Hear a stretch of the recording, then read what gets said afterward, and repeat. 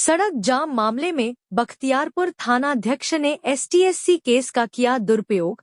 रितेश रंजन दुर्भावना से प्रेरित होकर हड़बड़ी में किए केस में 2024 की जगह 2027 की गई है अंकित।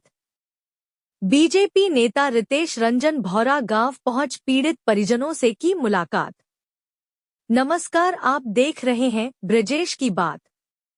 बीजेपी नेता रितेश रंजन शुक्रवार को सहरसा जिले के बख्तियारपुर थाना क्षेत्र के भौरा गांव पहुंच निजी सुरक्षा गार्ड सचिन कुमार की मौत मामले में पीड़ित परिवार से मिलकर सांत्वना व्यक्त किया और पीड़ित परिवार को उचित न्याय दिलाने का आश्वासन दिया। इस मौके पर बीजेपी नेता रितेश रंजन ने कहा कि इस दुख की घड़ी में हम लोग पीड़ित परिवार के साथ हैं। वहीं उन्होंने सड़क जाम को लेकर बख्तियारपुर थानाध्यक्ष द्वारा किए गए एफआईआर में पुनपुन यादव सहित उनकी पत्नी, पिता एवं माता सहित 37 नामजद व 55 अज्ञात पर केस दर्ज किए जाने को लेकर कहा कि एक ही परिवार के सभी सदस्यों पर केस कर देना ये कहीं से उचित नहीं है। आइए आपको सुनाते हैं इस मौके पर क्या कह रहे हैं बीजेपी नेता रितेश रंजन। अभी हाल के दिन में भौरा गांव में एक बड़ी घटना यहाँ का एक होनहार युवक था। आप समझ सकते हैं कि वो कितना समझदार था, कितना होनहार था कि मैट्रिक की परीक्षा में फर्स्ट डिवीजन से पास हुआ था। गरीबी के कारण वो बच्चा सेंटर पे, क्या नाम था, बुनियादी केंद्र पे रात का नाइट गार्ड का ड्यूटी करता था और 18 को प्रशासन को पता चलता है, लेकिन उसकी मृत्यु 17 को ही हुई थी। और वहां से थाना महज जो है मुश्किल से 50 मीटर की दूरी पर नहीं होगा। और थाना के इतने निकट होने के बावजूद भी इतनी बड़ी घटना घटती है और प्रशासन को एक दिन बाद वहां पता चलता है।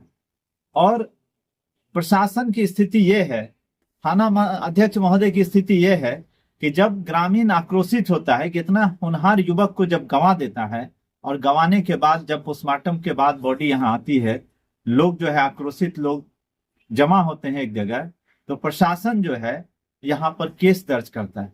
आप सोच लीजिए कि केस भी किस तरीके का दर्ज करता है कि यहाँ के एक सामाजिक कार्यकर्ता हैं पुनपुन यादव जी, हर विषय को उठाते हैं। लोकतंत्र में लोगों का ये अधिकार है कि वो हर विषय को उठाएं और अपनी बात को शांतिपूर्ण तरीके से रखें।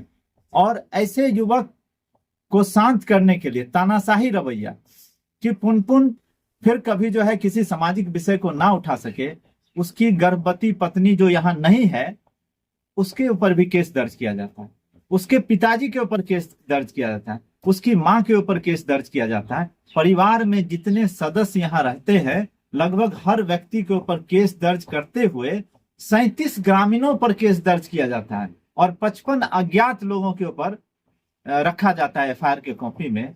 और कितने धरफरी में ये थाना अध्यक्ष थे कि आप एफआईआर की कॉपी को अगर देखिएगा गौर से तो डेट उन्होंने 9/7/2027 डाला है।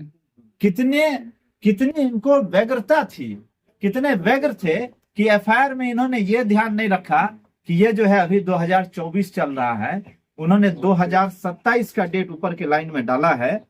और इन्होंने कहा कि SC/ST एक्ट का जो उपयोग किया गया, हम कहते हैं आप कानून के रक्षक हैं, आपको पता होना चाहिए कि SC/ST एक्ट का दुरुपयोग नहीं करना चाहिए। आपने जो है उस एक्ट का दुरुपयोग किया है।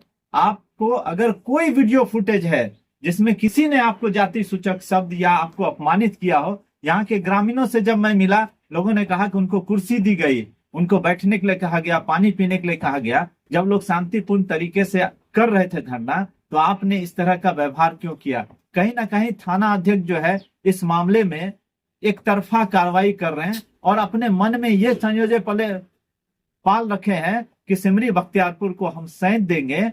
तो हम इस वीडियो के माध्यम से थाना अध्यक्ष को ये बताना चाहते हैं कि ये लोकतंत्र है, जनता के पैसे से आपको भी तनख्वाह मिलती है। आप अपने इस जो मन में जो आप परसेप्शन सिमरी बख्तियारपुर के बारे में बनाए हैं, तो आपको ये परसेप्शन बदल लेना चाहिए, नहीं तो सिमरी बख्तियारपुर एक ऐसा जगह है जहां से अच्छे लोगों का परसेप्शन बदल जाता है। आपने गलत किया है और गलत तरीके से लोगों को यहाँ फंसाया है। और आज जो है घटना का 9वां या 10वां दिन है, क्या दिन भले बाबा, 9 दिन के बावजूद भी आज तक आपने इस घटना पर से कोई परत नहीं उठाया है। आज हम पीड़ित परिवार से मिल रहे हैं, जिनका जो है इनका इनका पोता इन्होंने गंवाया है, इनसे मिले हैं। इनको जो है अपने पोता की चिंता से ज्यादा दहशत इनके अंदर है। आप सोचिए क्या कि ये इनके आंख में आंसू है, बाबा रो रहे हैं। और आज अगर गांव के लोग इनके लिए इकट्ठा हुए तो कल आप दहशत पैदा करके चाहते हैं कि किसी भी ऐसे बात को दबाया जा सके। यहाँ के लोग दबने वाले नहीं हैं। दुर्भाग्यवश मैं भी यहाँ नहीं था, रात ही पहुंचा हूं। अब इस धरना ये जो एफआईआर हुआ है, मैं अभी आदरणीय अनुमंडल पुलिस पदाधिकारी से बात किया, अभी उनसे मिलूंगा, इस पर बात भी करूंगा और इस पर न्याय के लिए जिस हद तक जाना होगा, मेरी आदरणीय सांसद महोदय जी से भी बात हुई, राजेश वर्मा जी से भी, उनको भी हमने सारी बात से अवगत कराया है कि आपका ये क्षेत्र है, आपको देखना है कि आपके क्षेत्र में जनता का हित कैसे हो। उन्होंने कहा है कि सभी पेपर का कतरन आप दीजिए, जरूरत होगी तो इसको हम लोकसभा में भी उठाएंगे इस मुद्दे को।